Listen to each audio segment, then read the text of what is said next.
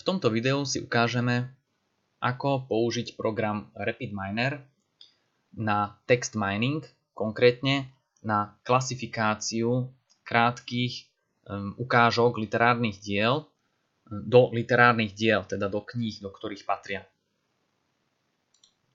Máme dva priečinky. Prvý priečinok, Eragon, v sebe obsahuje knihu od Paoliniho, Eragon, Fantasia literatúra, rozdelená do 100 súborov. Kniha je napísaná po anglicky a má teda 100 súborov v rámci priečinku. Potom máme druhý priečinok, HP, ktorý nám reprezentuje knihu Harry Potter od Rowlingovej. Taktiež dá sa povedať fantasy literatúra. Má 100 súborov, je napísaná taktiež po anglicky.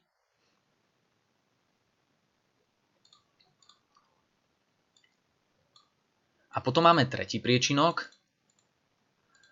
ktorý je zatiaľ prázdny, ale chceme tam vložiť niektoré časti z týchto kníh a chceme, aby počítač sám identifikoval, do ktorej z kníh patrí daná časť. Takže dostaneme sa do priečinku Unknown a z knihy Eragon skopírujeme napríklad, povedzme, že prvých 5 nepárnych častí, aby sme to mali nejako poprehadzované. Povedzme, že presunieme, aby nezostal v pôvodnej knihe. Proste je to niečo, čo počítač nemá ako zistiť, si zapamätať, musí na to nejako inteligentne prísť. A teraz som v knihe Harry Potter, tam kopírujem, respektíve presúvam všetky párne časti, alebo prvých 5 párnych častí. Takže výsledkom sú vlastne 3 priečinky. V priečinku Eragon je 95 súborov, ktoré reprezentujú úryvky z tejto knihy Eragon. V priečinku Harry Potter 95 súborov z Harryho Pottera a priečinok Unknown má v sebe úryvky aj z HP, aj z Eragona. Pričom počítač nevie, že ktorej knihe patrí ktorý úryvok. To vieme len my. My povedzme, že sme to kopírovali, takže vieme, že 9, 7, 5, 3 a 1 sú úryvky, ktoré patria do knihy Eragon a tie zvyšné do knihy Harry Potter, ale počítač to nevie a chceme, aby to on zistil.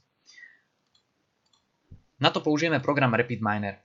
RapidMiner je mocný data miningový nástroj, ale ponúka aj rozšírenia všelijaké aj na spracovanie textu a text mining. A teda my vytvoríme nový proces.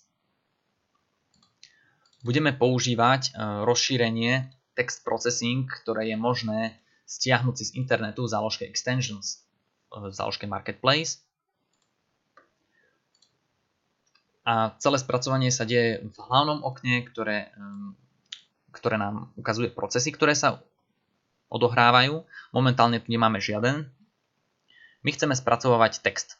Prvú vec, ktorú chceme urobiť a ktorá je v rámci text miningu základným prístupom, je spracovanie textu, povedzme zo súborov v našom prípade.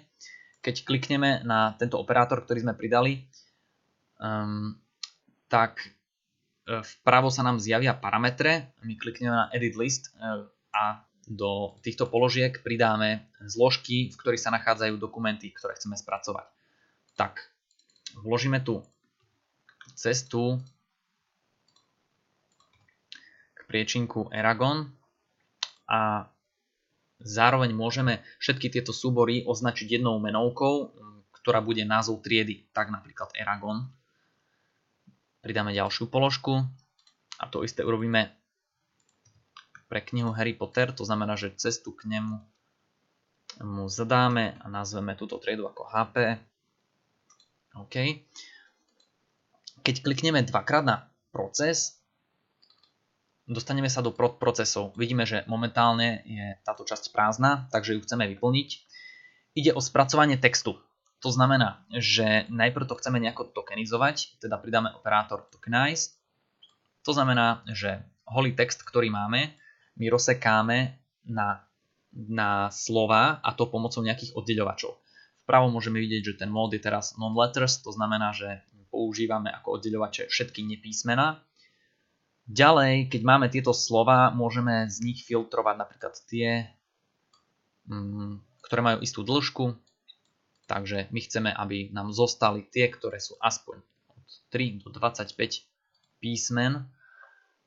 Potom môžeme filtrovať, keďže ide o angličtinu, tak pomocou stopwords filtra už spomínaného v článku, teda tie nejaké povedzme anglické členy a slova, ktoré sa veľmi často vyskytujú a same neurčujú dokument.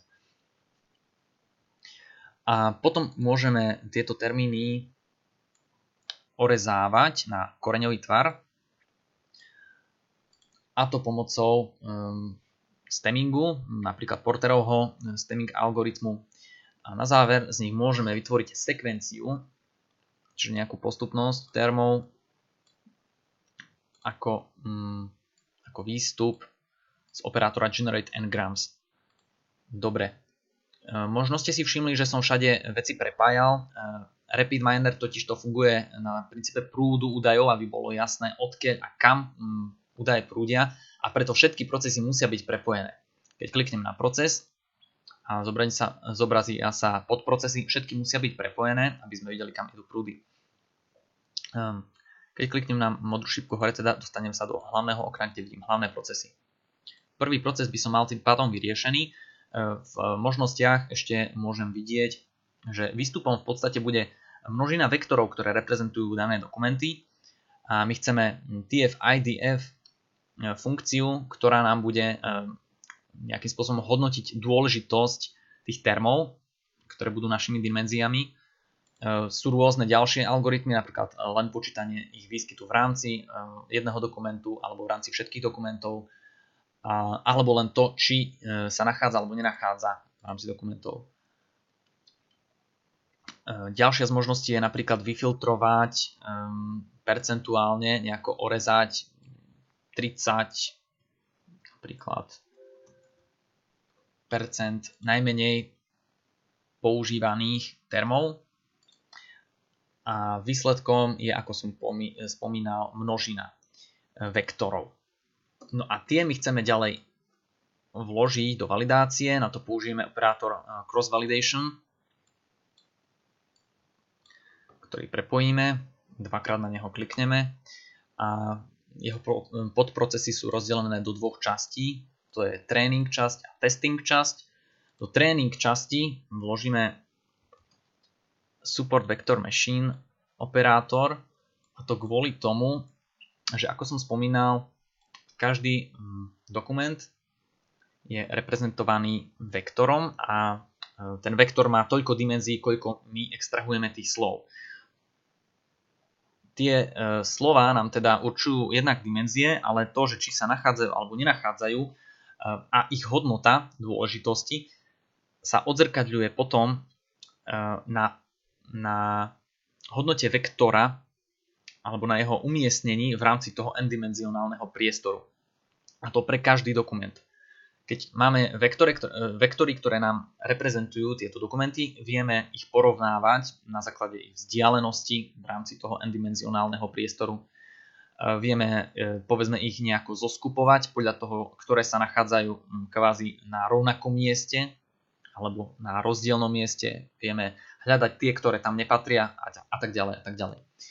Čiže v prvej časti je operátor support vector machine, v druhej časti bude operátor apply model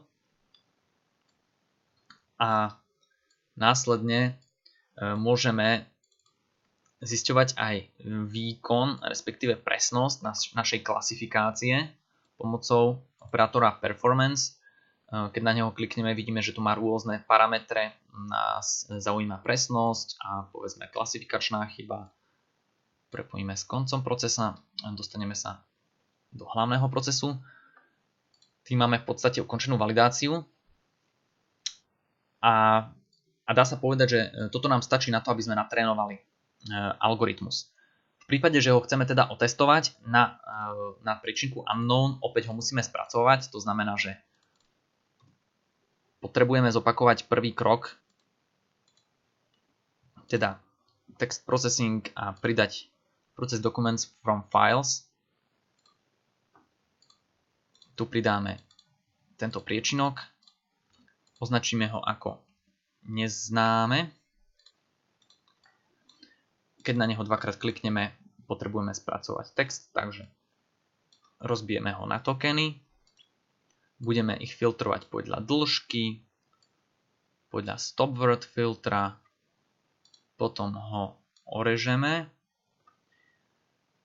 a potom ešte vygenerujeme n-gramy, teda sekvenciu tokenov, všetky tieto operátory prepojíme.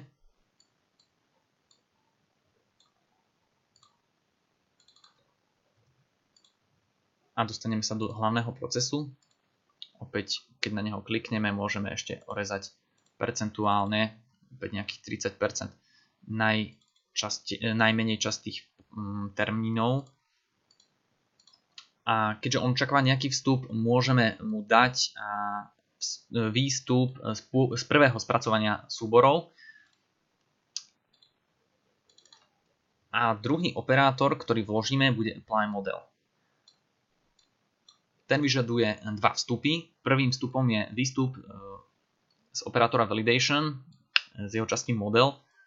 To znamená, že do neho vkladáme natrénovaný model a druhým vstupom je vlastne dokumenty, ktoré spracujeme. Čiže my vložíme 10 dokumentov, ktoré sú v priečinku unknown do tohto procesu. Samozrejme spracované dokumenty, ktoré majú tiež isté vektory, isté vzdialenosti a tak ďalej. A potom ho môžeme vypísať.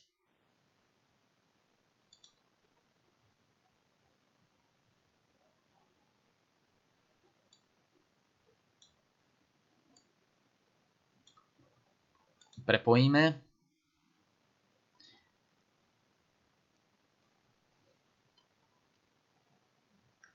A v momentálnom štádiu budeme mať na výstupe zobrazenú klasifikáciu. Pokiaľ chceme vidieť aj medzikroky, klikneme na daný proces a nastavíme breakpoint pred alebo za ním.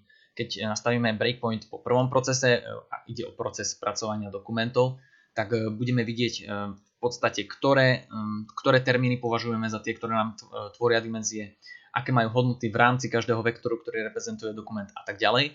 Čo sa týka druhého procesu, tiež tu môžeme nastaviť breakpoint napríklad. Tam potom budeme vidieť presnosť, s ktorou sme naučili tento program. A v prípade, že máme všetko v poriadku, tak kliknutím na modrú šípku odštartujeme proces. Proces ide až do prvého breakpointu, ktorý akurát vidíme, a zobrazuje nám výpis slov, ktoré sú z daných úryvkov a ktoré my považujeme za tie dôležité termy, ktoré nám tvoria dimenziu. Máme tu potom ešte nejaké štatistické informácie, ktoré hovoria o počte výskytov v rámci dokumentov, v rámci tried, ktoré sme určili, Eragon a Harry Potter. Druhá časť zastavenia nám v podstate symbolizuje alebo ukazuje hodnoty vektorov alebo ich súradníc v rámci toho n-dimenzionálneho priestoru. Tých dimenzií je 212 a môžeme sa na nich takto pozrieť. Čiže každé to slovo, ktoré sme zhodnotili za to podstatné, nám tvorí dimenziu. A ten vektor má teda 212 dimenzií, teda nejakých čísel, ktoré reprezentujú jeho polohu. Každý riadok nám teda reprezentuje jeden dokument. Pokiaľ klikneme na tlačítko pokračovať, dostaneme sa do tretej časti, ktorá hovorí o tom, ako presne sme nacvičili náš algoritmus. Je tu nejaká 93,16% presnosť, čo je pomerne vysoká. A kliknutím na pokračovanie sa dostaneme do poslednej časti. Táto posledná časť, teda tento posledný výpis, nám hovorí o klasifikácii. To znamená, máme tu 10 riadkov, každý pre každý z tých nami analyzovaných textov, úryvkov, a máme pridelený alebo máme predpovedané, do akej kategórie tento úryvok patrí. Keď si to nejako zoradíme, áno, tak máme to teraz podľa kategórie, to znamená, že máme tu knihu Eragon a knihu Harry Potter. a vidíme, že do knihy Eragon patria súbory 1, 3, 5, 7 a 9. A my vieme, že práve vlastne tieto nepárne súbory my sme skopírovali z pôvodnej knihy do príčinku neznámy a aj môžeme pozrieť, že čo sa týka cesty k súboru, tak áno, nachádza sa to v priečinku neznámy. To znamená, že počítač určil týchto prvých 5 súborov správne a to znamená, keďže máme len dve triedy, že aj tie zvyšné úryvky sú zadelené správne. To znamená, že dá sa povedať, že máme 100% úspešnosť v klasifikácii. Toto je jeden zo spôsobov, ako sa dá použiť program RapidMiner na klasifikáciu, napríklad nejakých krátkych úryvkov literárnych diel do kníh, teda do literárnych diel, odkiaľ boli vzaté.